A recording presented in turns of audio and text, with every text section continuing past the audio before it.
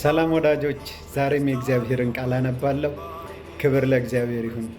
ምክንያቱም እኛ ከሌሎች ፍጥረት የምንለየው፣ እኛ ሰዎች ከሌሎች እንስሳት ከፍጥረታት የምንለየው አንድ ነገር አለ። የምንለይበት አንድ ነገር እርሱ ምንድን ነው ካላችሁኝ፣ እግዚአብሔር እኛን በእጁ ጠፈጠፈን ሰራንና በሌሎች እንስሳት የሌለው በእኛ ግን ያለው አንድ ነገር ምን እንደሆነ ልንገራች። የእግዚአብሔር እስትንፋስ ከፈጠረው በኋላ ከሰራው በኋላ እግዚአብሔር እስትንፋሱን እፍ አለበት ይላል። ሃሌሉያ! ስለዚህ ነው እኛ ሰዎች የእግዚአብሔርን ቃል የምንጠማው። የእግዚአብሔርን ቃል ስትሰማ ነፍሳችን ትዘላለች። ስጋችን ነፍሳችንን ሲጮቅናት፣ ነፍሳችንን ሲያሳዝናት፣ ነፍሳችንን ሲበድላት የእግዚአብሔርን ቃል ስትሰማ እንደገና የምትለመለመው ነፍሳችን እንደገና የምትነሳው የእግዚአብሔርን ቃል ስትሰማ ነው። ክብር ለእግዚአብሔር ይሁን። የእግዚአብሔር ቃል ይፈጥራል። የእግዚአብሔር ቃል ይሰራል። የእግዚአብሔር ቃል ያለመልማል። የእግዚአብሔር ቃል ኃይል አለው። ለዚህ ነው የእግዚአብሔርን ቃል የማነበው። ጌታችን ኢየሱስ ክርስቶስም እንዲህ አለ፣ ሰው በእንጀራ ብቻ አይኖርም ከእግዚአብሔር አፍ በሚወጣው ቃልም ጭምር እንጂ። ሃሌሉያ!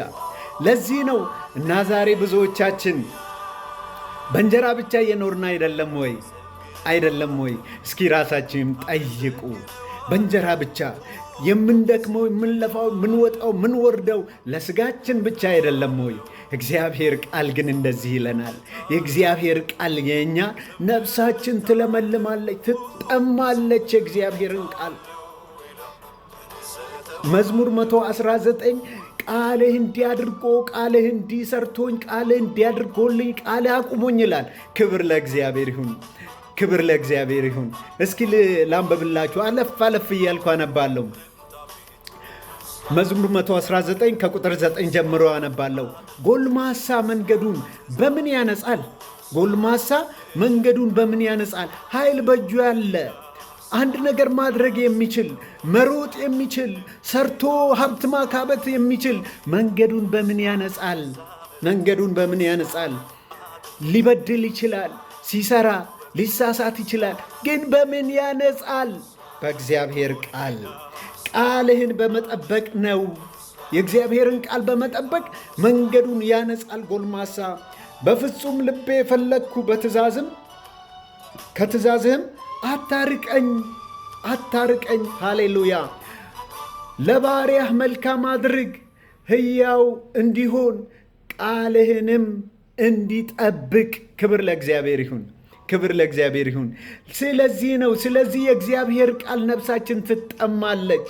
ስጋችን ወደ መሬት ሲጎትተን፣ አፈር ነውና ወደ አፈር ሲጎትተን፣ ወደዚህ ዓለም ነገር ወደ ብልጭልጭ ወደሆነ ነገር ሲስበን፣ ነፍሳችን ሕያዊት የሆነች ነፍሳችን፣ የማትሞተው ነፍሳችን ፈጣሪዋን ትፈልጋለች። ቃሉን ስትሰማ ትዘላለች፣ ዘላ ትነሳለች። ክብር ለእግዚአብሔር ይሁን።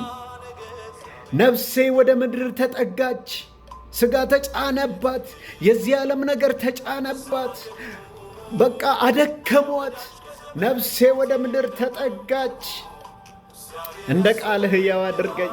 ቃልህ ሕያው ነው። እንደ ቃልህ ሕያው አድርገኝ። ቁጥር 25 እንደዚህ ይላል፣ እንደ ቃልህ ሕያው አድርገኝ።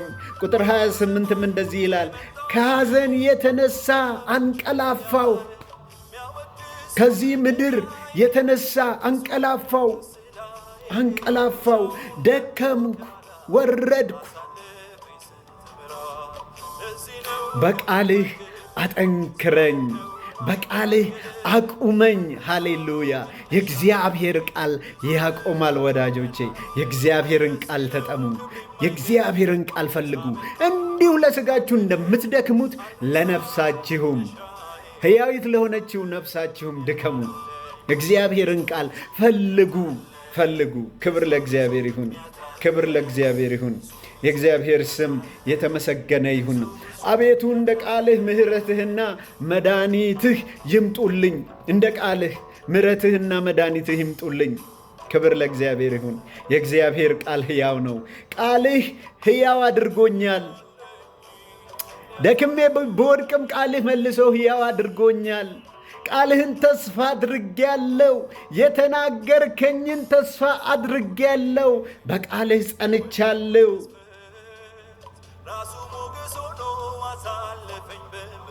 ክብር ለእግዚአብሔር ይሁን።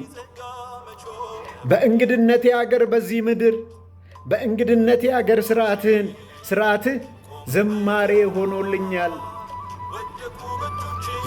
በእንግድነቴ አገር ስርዓትህ መዝሙር ሆነችልኝ። ስርዓትህ ቃልህን ማወቄ፣ መንገድህን ማወቄ፣ ፍቃድህን ማወቄ መዝሙር ሆነልኝ። መዝሙረኛው ዳዊት መዝሙር ሆነልኝ ይላል። ክብር ለእግዚአብሔር ይሁን። ወደ እግዚአብሔር ቃል ተመለሱ። የእግዚአብሔር ቃል ኃይል አለው። ቃሉ ይሰራል። ክብር ለእግዚአብሔር ይሁን። በእንግድነቴ አገር እንግዶች ነን። ሁሉም የለፋንበት የደከምንበት በዚህ ምድር የሰራነውን ነገር ሁሉ ቁጭ አድርገን እንሄዳለን። ይዘነው የመጣነው እንደሌለ ሁሉ የእግዚአብሔር ቃል እንደሚነግረን ይዘነው ተመልሰን የምንሄደው ነገር የለም። ቁጭ አድርገን እንሄዳለን። በጻድቁ ፊት እንቆማለን። ክብር ለእግዚአብሔር ይሁን። ትእዛዝህን ለመጠበቅ ጨከንኩ። በዓለም ብዙ ተፈተንኩ። ትእዛዝህን ለመጠበቅ ጨከንኩ፣ አልዘገየሁምም። የኃጢአን ገመዶች ተበተቡኝ፣ ሕግህን ግን አልረሳሁም። ምሕረትህን እፈልጋለሁ። ክብር ለእግዚአብሔር ይሁን። ክብር ለእግዚአብሔር ይሁን። አቤቱ ቃልህ በሰማይ ለዘላለም ይኖራል። ቃልህ በሰማይ ለዘላለም ይኖራል።